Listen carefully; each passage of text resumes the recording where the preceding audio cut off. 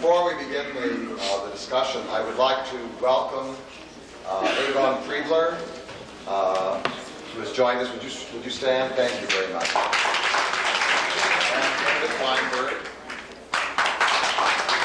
And I see Zeb Kotz out there. Zeb, there's a place for you right here. Thank you. Would you join us? And Felice Malkin.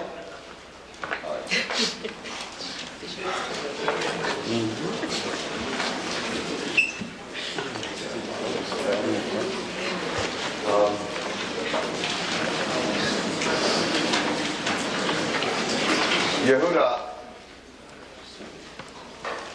one of the questions that I think emerged from your discussion was certainly the whole question of who and what is the secular Jew, because that's the person that you were talking about in terms of the unaffiliated Jew.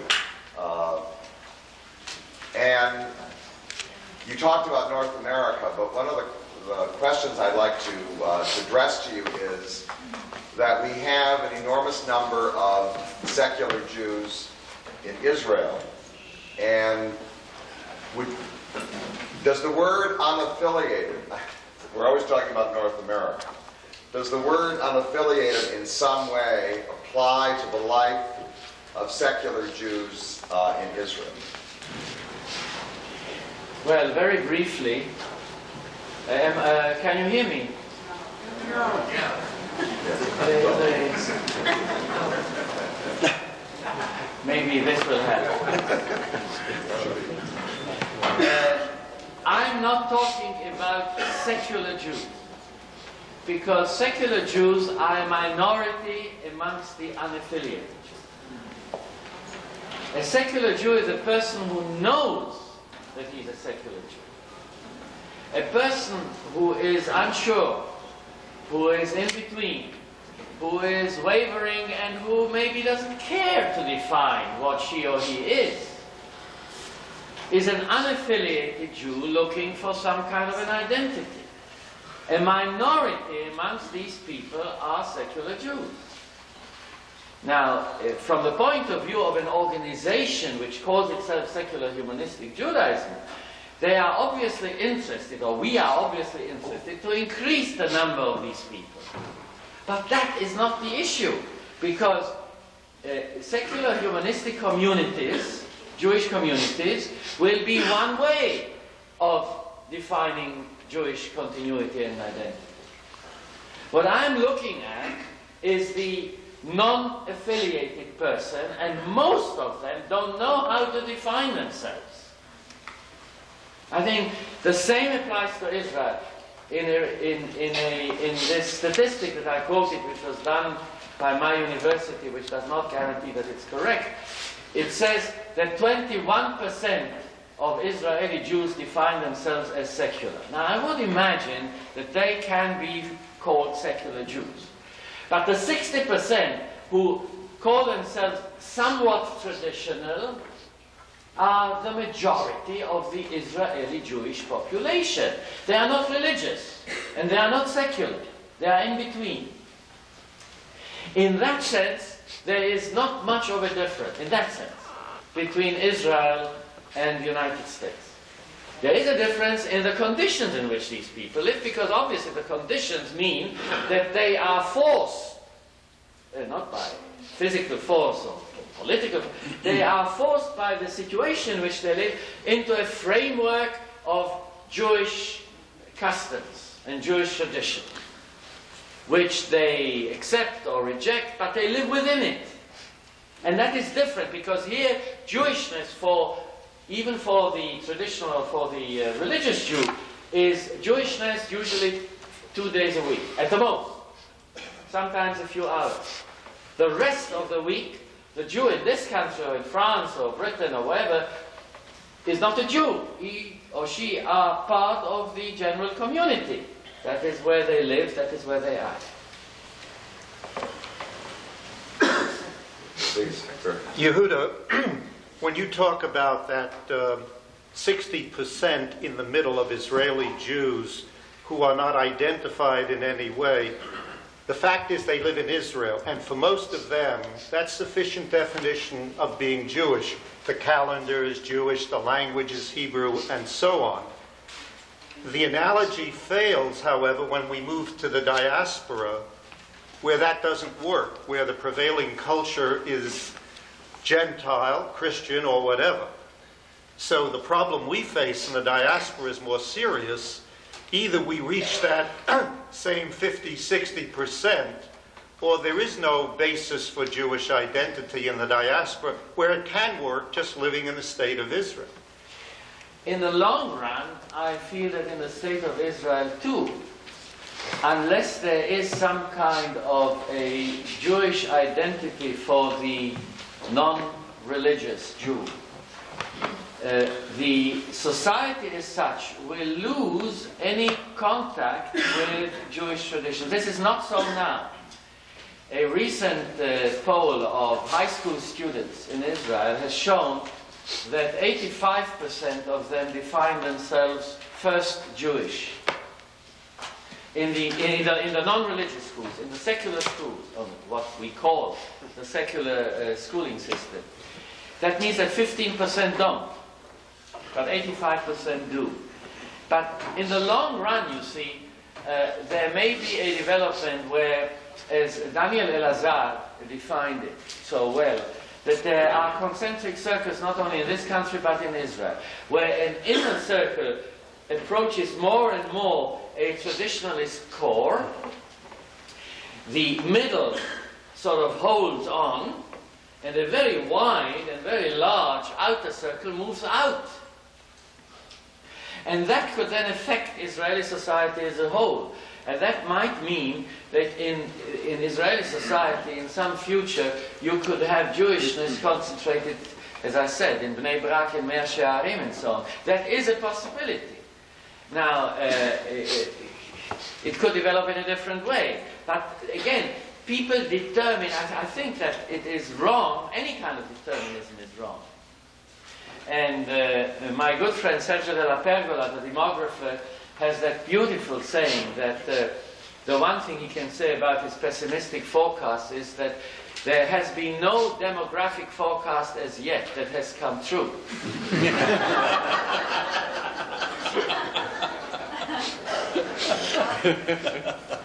Just to kind of follow up on Bernard's question, my sense that is that in the United States, at least, the unaffiliated Jew is not hanging on to some sense of Jewishness 1 day a week, 2 days a week, whatever.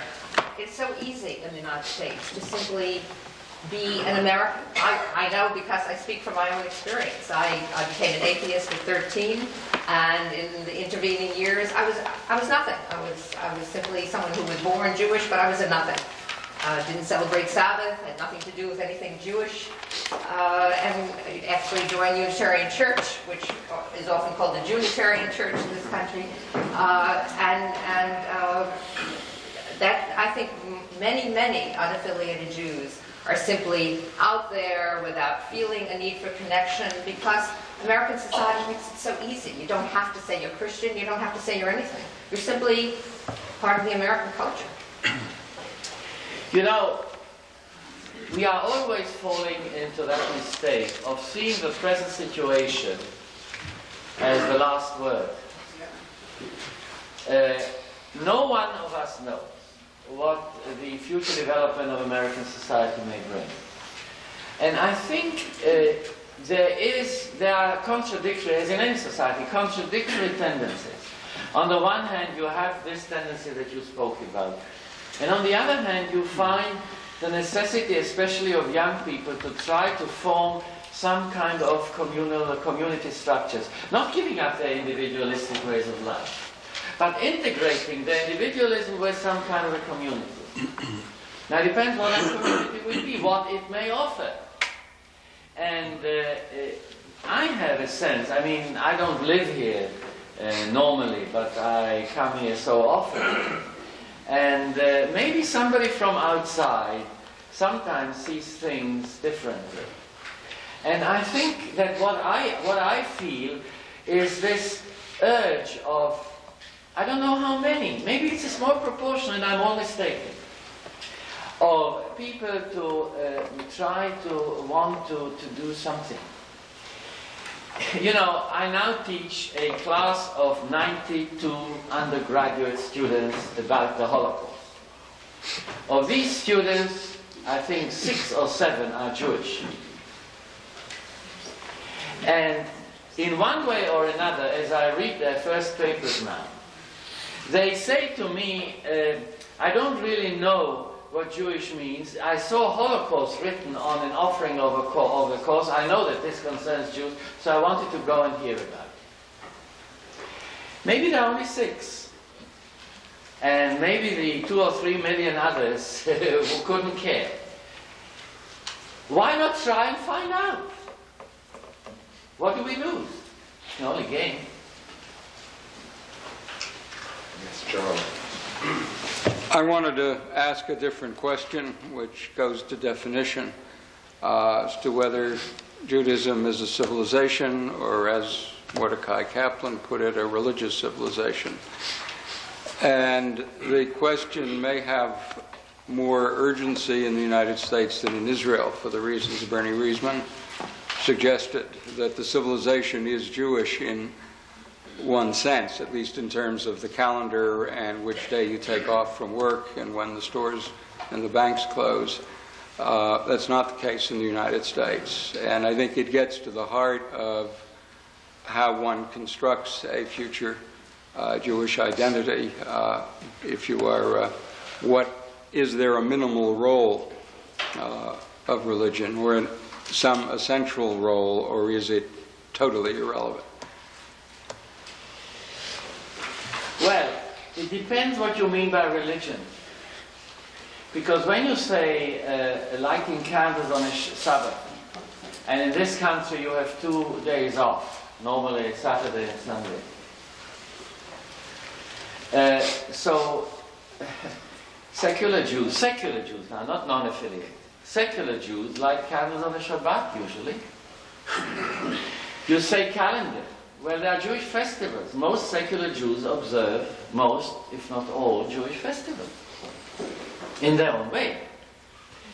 There's no reason why the non-affiliated shouldn't do that. So when you talk about traditions, customs, folkways, when you talk about song and dance,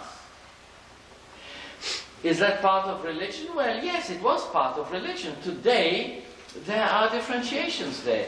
A belief system, a religious belief system is obviously not relevant to at least 1/2 of the American Jewish population, because if it was, they would join in organizations that practice it. I mean, they have every opportunity of doing so. So, what you say, yes, religion in the sense of belief systems is very relevant to, let's say, for the sake of argument, 1/2 of the American Jewish population. But is it relevant to the others? But that defines Judaism as a belief system. Abraham Joshua Heschel put it, Judaism does not command us to believe, it commands us to remember. The rituals, the question becomes, is the belief system central, or are the rituals and the behavior system central? I think we are both belong to the same generation. I was a student both, I had the fortune of being a student both of Mordechai Kaplan and of Heschel for a brief time. And I have the feeling that this is a façon de parler. It is true that Jewish religion, the 613 commandments of the Jewish religion, do not contain the commandment, you should believe in God. That's perfectly true. And there's that beautiful story which I always tell and which I may have told here to the congregation, and I'll waste 1 minute to tell it, that Berlocker, who was one of the early socialist Zionists, when he was a student in Odessa, his future wife was Malkale, who was living in an East Polish shtetl, and her grandfather was a rabbi, and he used to come and visit her. And then the rabbi, the grandfather, wanted to see who this young man is who is courting his favorite granddaughter. And he said to him, "Und Film late here. Do you late film?" And the young man, pulled himself up, and with all the courage he could muster, he says, "I don't believe in God." And the rabbi asked, "Who asked you?" "Who asked you if you late film?" Now, you see, that's true. But when you go to a synagogue, you mumble things that if you begin to realize what you mumble, then the question is, am I keeping my integrity by continuing to mumble this or not? And for many people, this may not be a conscious thing, but it's certainly an unconscious thing. Why should I carry on doing these things that have no meaning for me? And the meaning would be, if there is a God, and many people believe God exists, and they go to synagogue in order to pray to Him, then for them it has a meaning. It's very important. And for many others, it isn't. Now, I am asking you, what is your definition of Judaism? Because if it's religion, then all of us here probably are out. And I want everybody to be in, but legitimately so. And the interpretations, and we can argue that until we are blue in the face, in the Bible and the Talmud and whatever, I can interpret it in a non-religious way. Because the Talmud is not about God. It's about witnesses in trials. It's about relationships within a family. It's about all kinds of things. God is mentioned very, very, very, very. Could I add something to that? In the United States, mumbling the prayers in Hebrew is a custom, a Jewish custom. Mumbling them in English is the belief.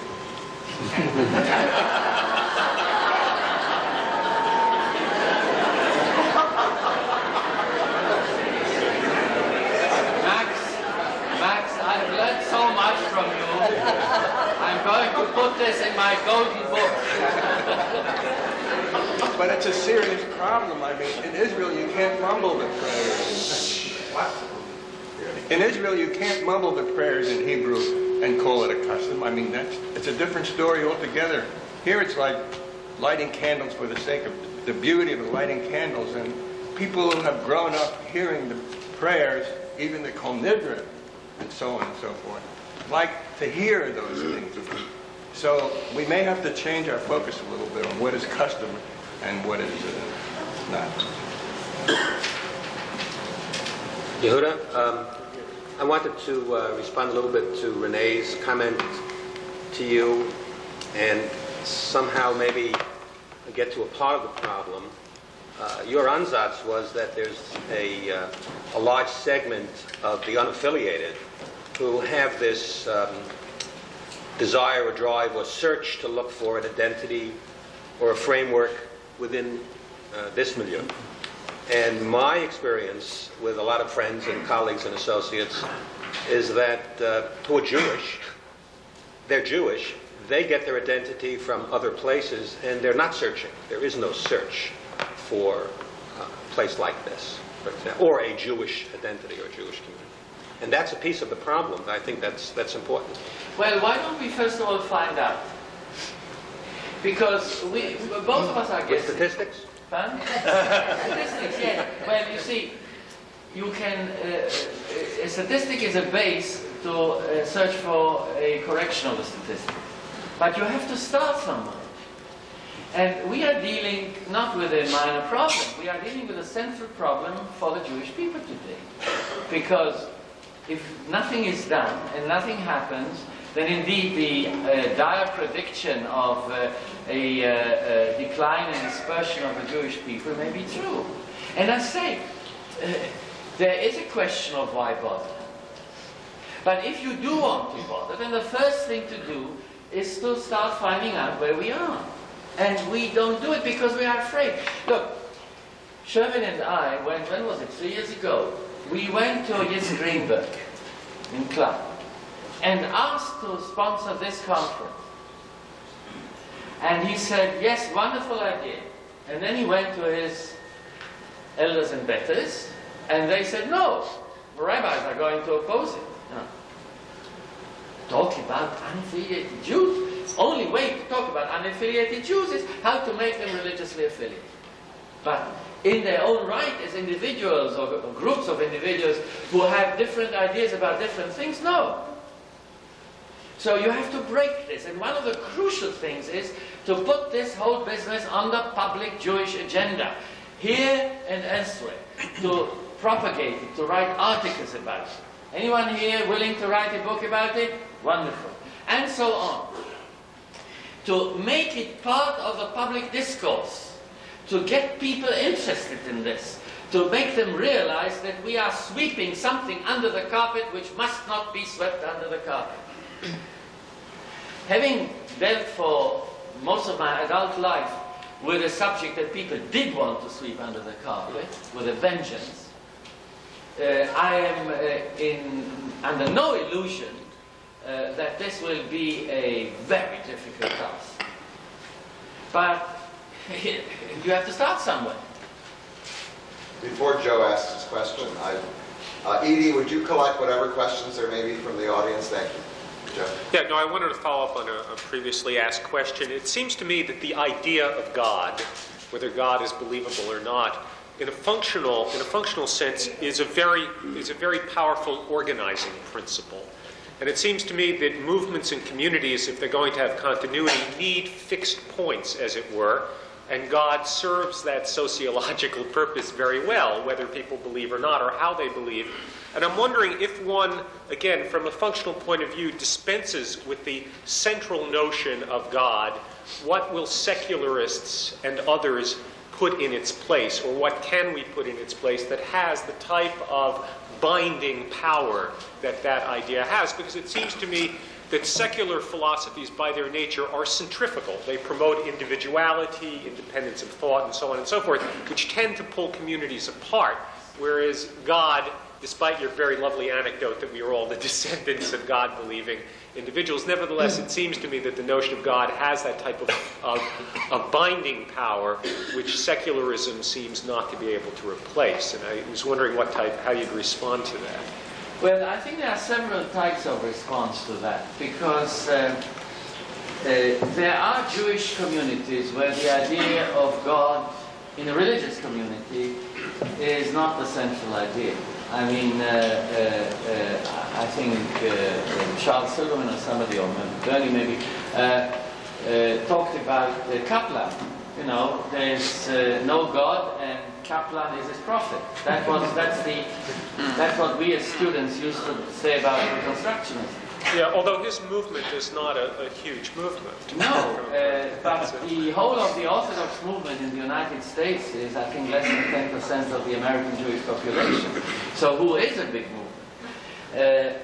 If you take Jewish communities, Jewish religious communities, you're quite right. For some of them, the God is a very good organizing principle. For others, it isn't. Now, a non-religious community which continues the idea of a civilization, in other words, the customs, the traditions, may be able to replace this organizing principle and substitute for it the other, namely the traditions, the customs, the songs, the folkways, and draw from the past to reinterpret it for the present.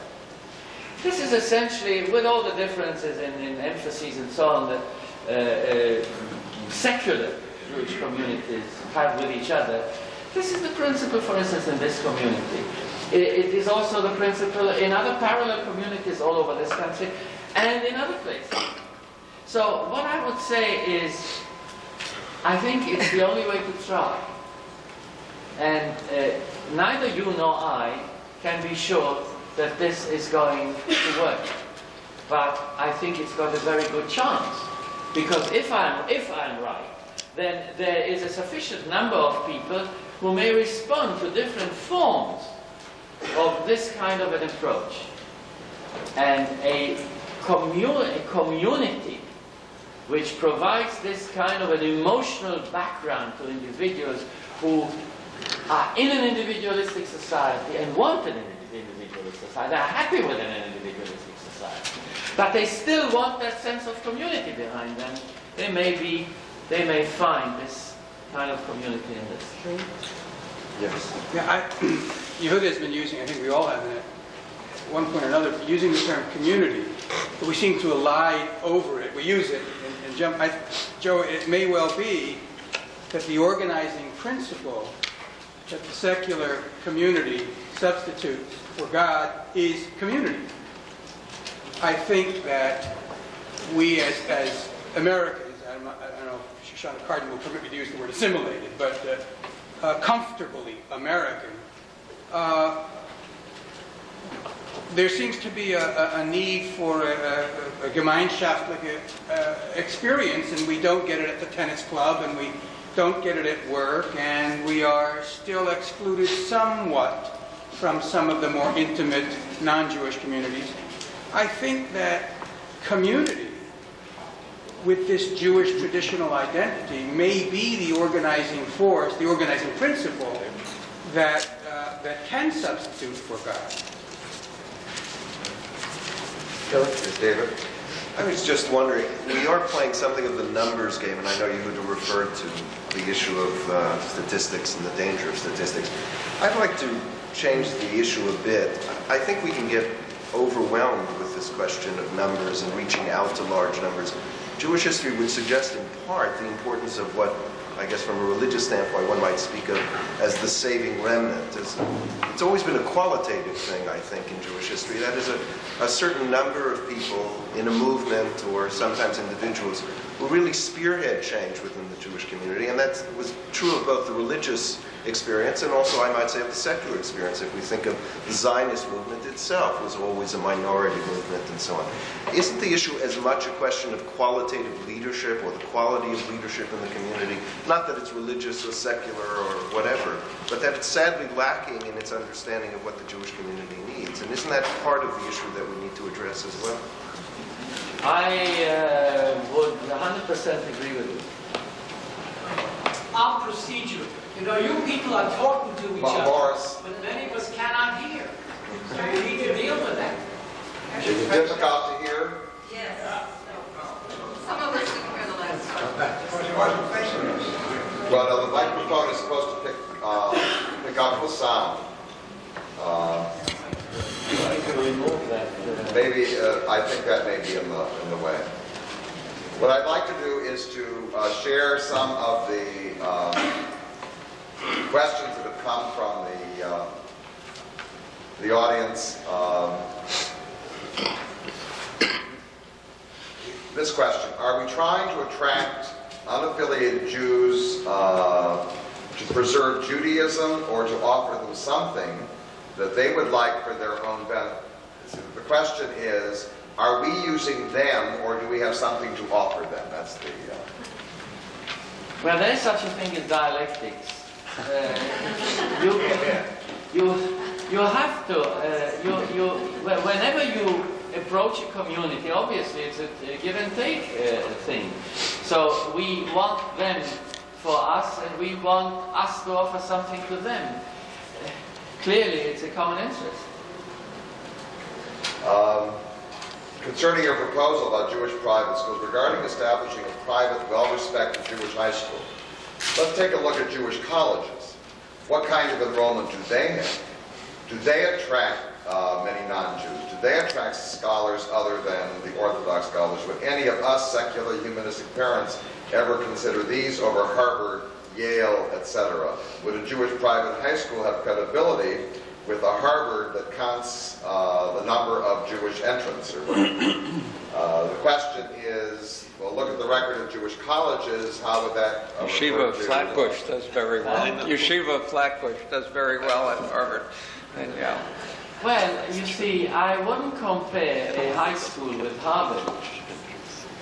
If you take any kind of a community in this vast country, or for that matter in a place like France, or perhaps in some other countries. I think the choice is between sending your 12, 13, 14-year-old kid, in most cases, to some place relatively near to home, to a private school, or to send them to a public school. Now, if you have a third choice, a good, non-religious Jewish school that provides both a first-rate American education with an emphasis on Jewish traditions, customs, identity, and so on and so forth, then there may be quite a number of people who may want to send their children to a thing like that. The point is that it's got to be prepared properly.